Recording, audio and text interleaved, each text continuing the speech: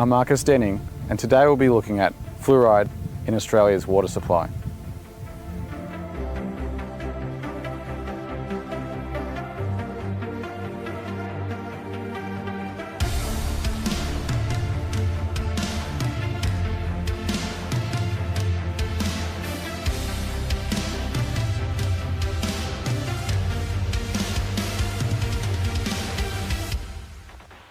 Fluoridation of Australia's water supply is a practice dating back over 40 years. In Victoria, the introduction of fluoride occurred at the same time as when asbestos was considered safe, as were PCBs, DDT and lead in our transport fuels. The topic of fluoride in our water has raised controversy in this country before. Many of my friends have reverse osmosis and other water treatment systems installed in their homes as a way of limiting fluoride exposure.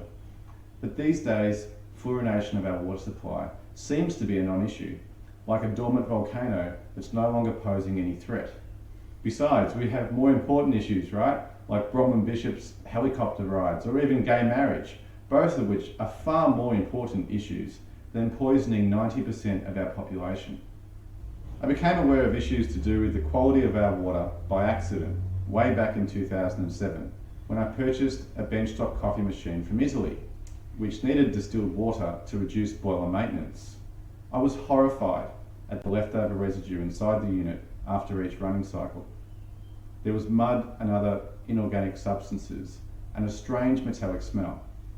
Often through laziness, I would refill the unit many times over without cleaning the leftover residue, which would build up at the bottom. I can tell you it looks grotesque. The skin on my fingers would sometimes react when I came into contact with the inside of the unit whilst cleaning. Sometimes skin contact with my hands would result in peeling later on. So after consulting Auntie Google, I learned that fluoride, or hydrofluosilicic acid, is almost as toxic as arsenic, and it's as dangerous as radiation in its pure form. Now, fluoride content in our water supply is around 1 part per million, which doesn't sound like much, but when you think about the fact that it builds up in our liver and our bones over time, I don't think you could possibly say there's such a thing as a safe dose. Just look at smoking or radiation, for example. There is no such thing as a safe dose, just a dose that is small enough to reduce the likelihood of a serious risk. So in the end, I just thought, despite the health authorities obviously supporting the process, I would just try to limit my exposure. So I stopped drinking tap water, I used non-fluoridated toothpaste, and refused the fluoride swab at the dentist. But it wasn't until recently when I learned more on the subject that I became even more horrified, because despite my best efforts, it's just not enough.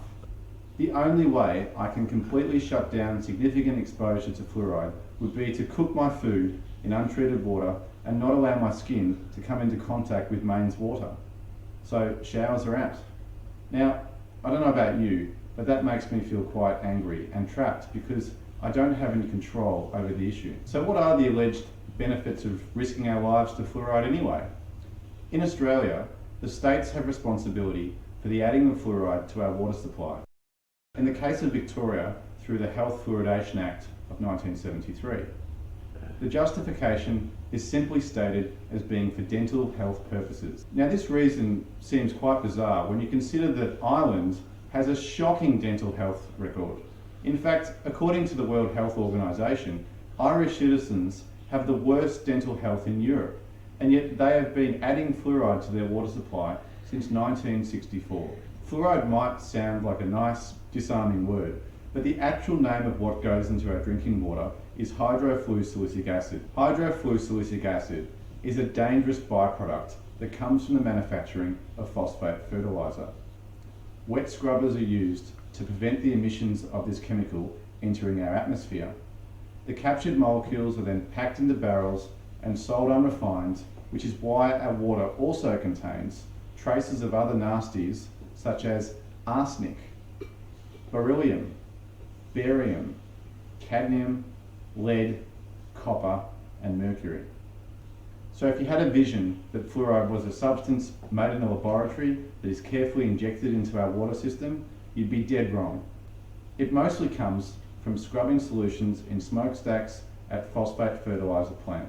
After delivery, our water authorities then add the toxic slurry into our pipelines close to the water catchment areas, so that it can thoroughly mix to the approved dosage prior to it arriving into the metro areas for consumption. And who pays for us to have this overpriced chemical? We do, of course. The water authority simply sends the bill to us, the taxpayer.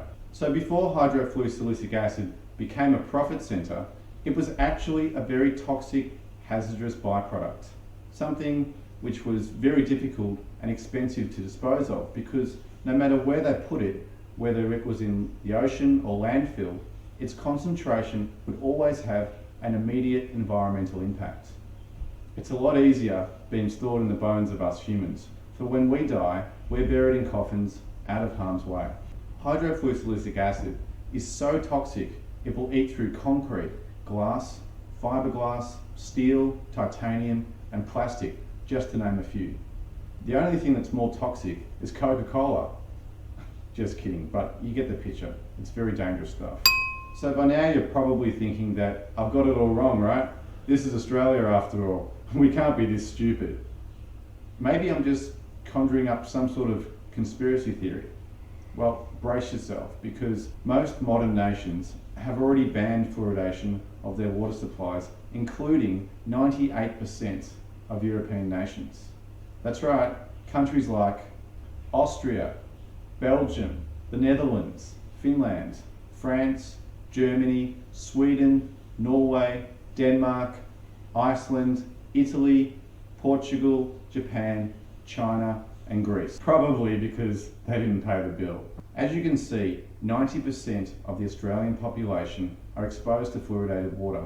But even if you're in a lucky area that doesn't have fluorinated water, like bright Victoria for example, you'd still be receiving fluoride in both your toothpaste, dental visits, and more importantly, almost all of the food you're buying in the supermarket. So what are the health symptoms linked to fluoride on the body? Fluoride has been scientifically linked to a reduction in human intelligence, or IQ, allergies, arthritis, bone disease, brain tumours, cancer, autism, dental fluorosis, gastrointestinal disease, autoimmune disease, and osteoporosis, just to name a few. There are many problems with medicating the masses with fluoride, but a few key issues are: it's against our individual rights. I find it massively contradictory that our government can ban solariums and smoking in venues, both which are activities consumed voluntarily, and yet they force us to accept the dumping of a known toxic substance into our water supply. And then there's the uniform dosage. In medical terms, that's insane. I mean, a small child will consume their weight in water in only 5 days. Their tiny bones are far more susceptible to toxicity than that of an adult, and yet they are drinking the same water. The other huge problem is the way we are administered fluoride. It's supposed to be for dental health only, and yet most of our exposure comes from activities like exposing our skin to showering and other general daily activities that get tap water into our bodies. The first step is that we have to identify that we have a problem. We have to put down our iPads and stop uploading selfies of ourselves onto Facebook for 5 minutes. We have to tell our friends and family about this issue and share this video on social media. Now I live in Victoria, so I have set up a petition at change.org for all Victorian residents to sign. The link is in the description of this video. If you live in other states, you could lobby both your minister and shadow minister to act. You could even set up your own petition. Hydrofluosilicic acid is a seriously dangerous chemical, and it's time Australia moves with the times and bans this practice, as so many other countries have already done. The clock's ticking, and our health and well-being depends on you acting. I'm Marcus Denning. Thanks for watching. So I sent a letter to the Honourable Jill Hennessy, who's the Minister for Health in Victoria, and she sent me a response letter. I've put a link to this letter in the description of this video. First of all, the Minister said that there is an overall weight of scientific evidence that supports fluoridation of water as being safe and effective at preventing tooth decay. This statement is most definitely incorrect. which is why most countries around the world do not engage in the practice.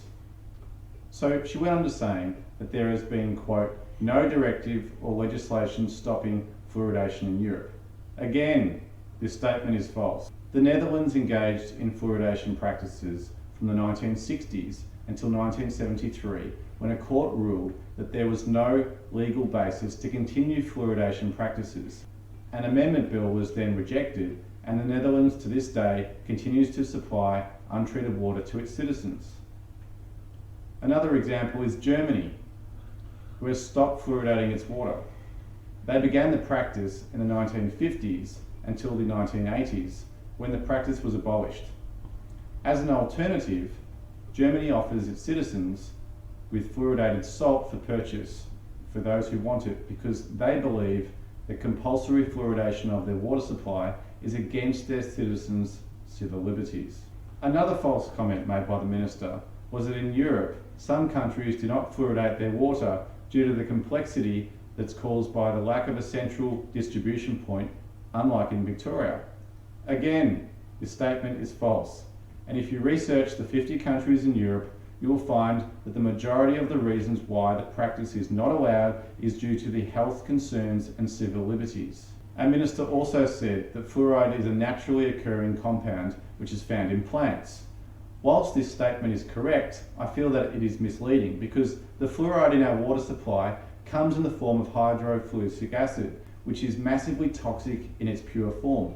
And unlike the compound the minister is actually referring to, which is calcium fluoride. But even though this form is naturally occurring, all types of fluoride compounds are considered toxic to humans. So I hope you can understand that fluoridation of our water is an antiquated practice which is dangerous. Its benefits are scientifically questionable, its uniform dosage is medically insane, and most importantly, it's against our civil liberties. It's worth noting that in the Victorian Parliament in late 2007, the Honourable Peter Cavend introduced a members' bill which would have required the consent from fluoride sufferers before further water systems could be fluoridated. This bill passed in the lower house, but it was defeated in the upper house. So this is a telling sign that there is growing pressure on our politicians to abolish this draconian practice. Thank you for watching this video. Don't forget, if you live in Victoria, to sign the change.org petition. The link is available in the description of this video. If you do like this video, don't forget to give it a thumbs up, and please share it in your Facebook and any other social media that you may have. I'm Marcus Denning. Thanks for watching.